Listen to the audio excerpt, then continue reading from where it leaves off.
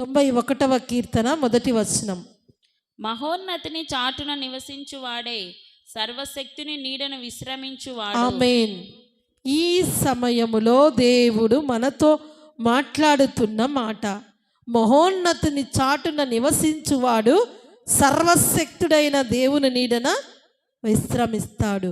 మరి ఈ మాటలు వింటున్న నీతో దేవుడు మాట్లాడుతున్నాడు. ఏంటంటే, ఎవరి చాటున నివసిస్తున్నావు? దేవుని చాటున, మహోన్నతుడైన దేవుని చాటున నివసిస్తున్నావా? మనుషుల చాటున నివసిస్తున్నావా?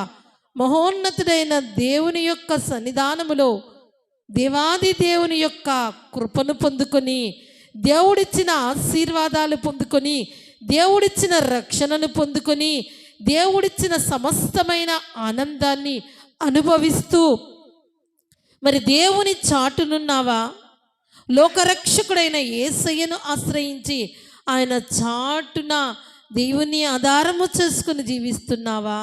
లేక నాకు కావలసినవన్నీ నేను పొందుకున్నాను, ఇక నాకు తిరుగులేదంటూ దేవుని చాటును విడిచి, సంఘాన్ని విడిచి, దేవుని చాటు కంటే మనుషుల చాటున ఉండటానికి ఇష్టపడుతున్నావా?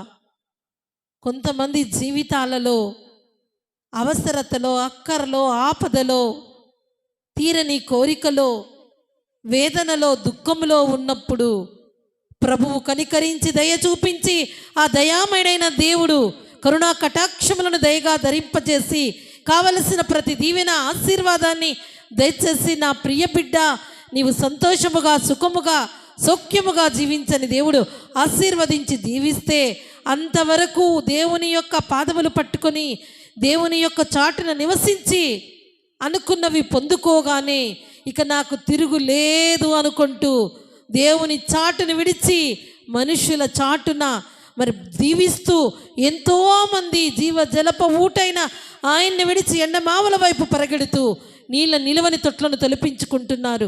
నీకు కావలసిన ఒక అవసరత తీరగానే దేవునితో నీ పని అయిపోతుందా? మళ్ళీ నీకు అవసరత రాదా? మళ్ళీ నీకు ఆపద రాదా? ఎట్లా ఒక విశ్వాసి యేసుక్రీస్తును సొంత రక్షకుడిగా అంగీకరించినటువంటి నీవు ఎలా జీవించాలి? నీ జీవిత కాలమంతయు భక్తి విశ్వాసములో స్థిరముగా ఉండాలి.